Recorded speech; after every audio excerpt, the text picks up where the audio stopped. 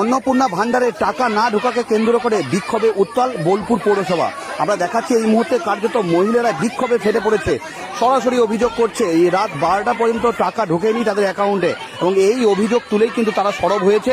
আমরা দেখাচ্ছি বোলপুর পৌরসভার ছবি, এবং কার্যত বাক বিতণ্ডা শুরু হয়েছে, বচসা শুরু হয়েছে এই মুহূর্তে। বোলপুর থানার পুলিশ রয়েছে পুরো পরিস্থিতি সামাল দেওয়ার জন্য।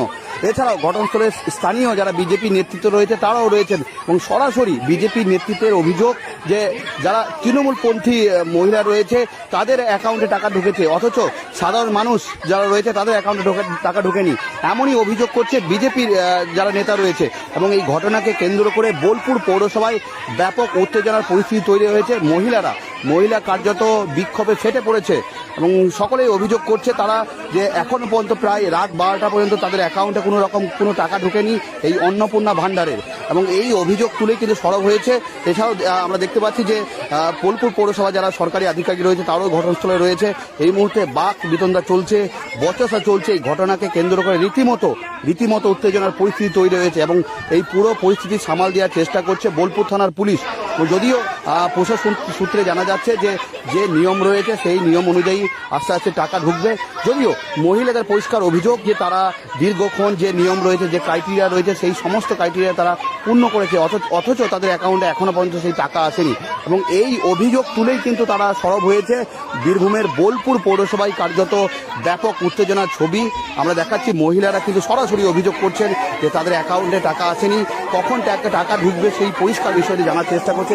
এছাড়াও ঘটনাস্থলে রয়েছে স্থানীয় যারা বিজেপি নেতৃত্ব রয়েছে তারা ঘটনাস্থলে রয়েছে, এবং মহিলাদেরকে বোঝানোর পাশাপাশি তারাও কিন্তু সরাসরি অভিযোগ করছেন যে তারা যারা তৃণমূলপন্থী রয়েছে তাদেরই অ্যাকাউন্টে টাকা ঢুকছে, অথচ এই সাধারণ মানুষদের টাকাও ঢুকছে না।